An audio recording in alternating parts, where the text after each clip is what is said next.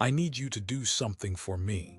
Right now, just stop for a moment and think about your life, not the highlight reel, all of it. Think about the breakfast you had this morning, the argument you had last week, the incredible joy you felt on your best day, and the soul-crushing despair you felt on your worst. Got it now? What if I told you that this exact life, with every single detail, every fleeting thought, every single second, you have to live it again? And not just one more time, but over and over and over again, an infinite loop of you, forever. What would your honest reaction be? Terror or pure bliss? This isn't a sci-fi movie plot. This is a thought experiment from the mind of the 19th century philosopher Friedrich Nietzsche. He called it his most abysmal thought, the eternal recurrence. Imagine a demon creeping into your loneliest loneliness and whispering this to you: that every pain must be relived, every joy re-experienced, the entire sequence of your life, unchanged, repeating for eternity. It's a heavy idea, and it's meant to be. It's the ultimate prison, isn't it? Trapped in your own past with no escape, no progress, just the same story on repeat. The weight of every mistake suddenly becomes infinite. Every missed opportunity, every word you wish you hadn't said. It's not just a memory anymore. It's a permanent feature of your eternal existence. But then, Nietzsche does something brilliant. He flips the entire idea on its head. What if this terrifying thought wasn't a curse, but the most powerful tool you could ever have for living a better life? He asks, what if you didn't throw yourself down and gnash your teeth at the demon? What if, instead, you looked it in the eye and said, "You are a god, and never have I heard anything more divine"? That's the pivot. That's the moment the prison becomes a palace. The life sentence becomes a masterpiece. A work of art you'd be proud to sign your name to again and again. Suddenly, the question isn't just a scary philosophical concept. It becomes a deeply personal, intensely practical filter for every single choice you make. Right now, today. This isn't about believing in reincarnation.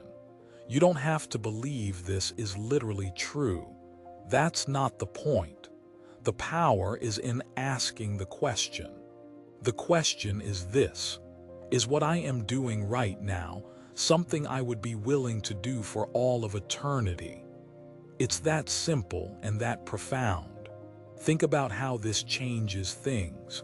You're scrolling endlessly through your phone. Mindlessly, you stop. You ask the question, would I want to repeat this moment of passive consumption forever? Probably not. You're in a dead-end job that drains the color from your world.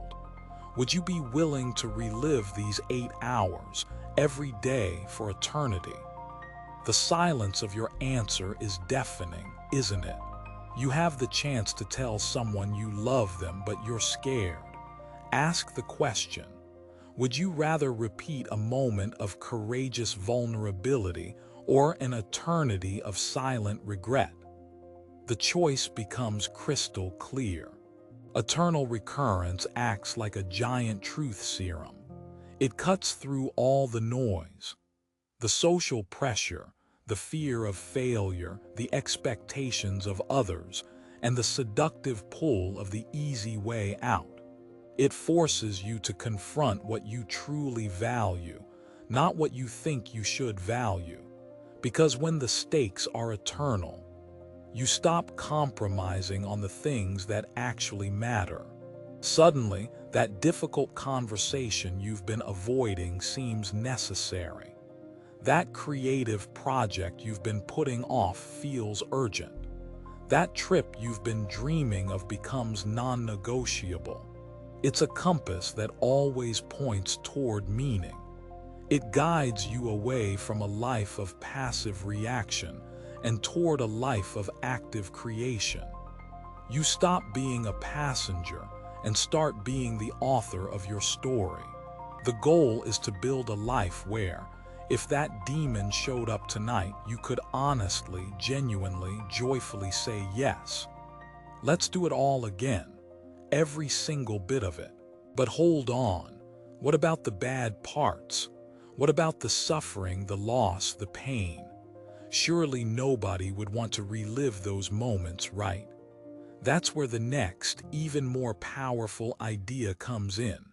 Nietzsche called it amor fati, a Latin phrase that means love of one's fate. It's not about just tolerating the bad stuff. It's not about gritting your teeth and enduring it. Amor fati is the practice of actively loving everything that happens in your life. The good, the bad, the beautiful, the ugly, all of it, without a single exception. Why? Because you can't separate them. You can't have the triumph without the struggle. You can't experience the profound joy of connection without risking the deep pain of loss. Think of your greatest strength, your deepest wisdom. I bet it was forged in the fire of a great challenge. That failure taught you resilience. That heartbreak taught you empathy. That struggle made you who you are. Amor fati is the realization that to wish away any part of your past is to wish away a part of yourself. To edit out the pain would be to erase the wisdom and strength you gained from it. It's saying, this happened, it was hard, but it was necessary for me to become who I am now. Therefore, I wouldn't change a thing. It's the ultimate act of self-acceptance. So when you combine the filter of eternal recurrence with the mindset of amor fati, something magical happens. You start living a life that is fundamentally immune to regret. Regret is born from the wish that things had been different. If only I had taken that job. If only I had said what I felt.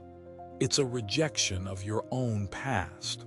But if you're making choices based on what you'd repeat for eternity, and you're learning to love the outcome, whatever it is, regret can't find a place to live.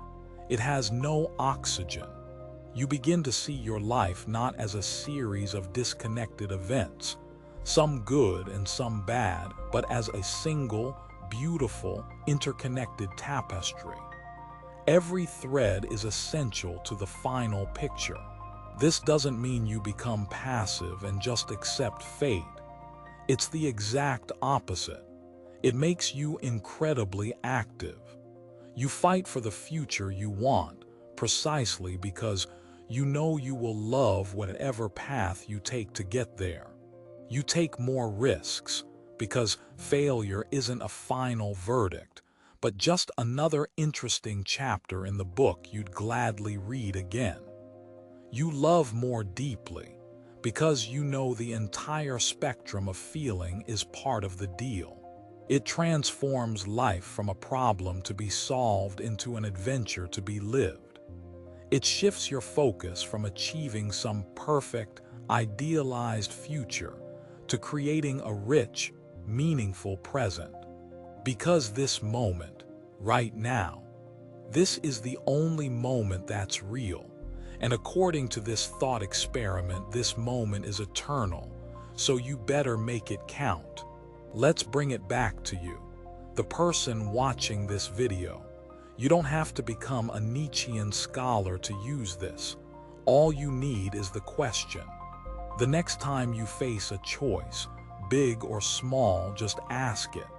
If I had to live with the consequences of this decision for eternity, what would I choose?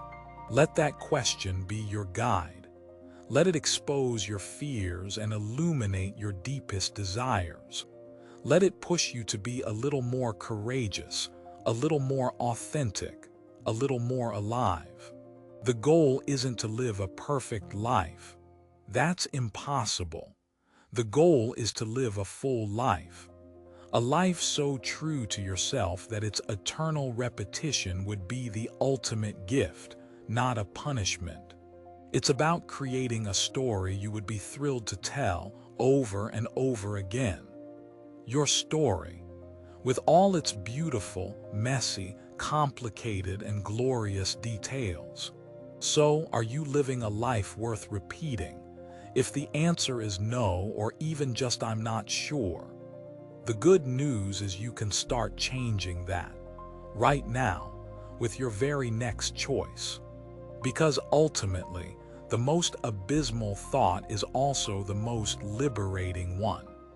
It gives you the ultimate responsibility, and therefore, the ultimate freedom to shape your existence. So take a moment, look at your life, the whole thing, because this exact life, this very moment, might just be the one you get to live again.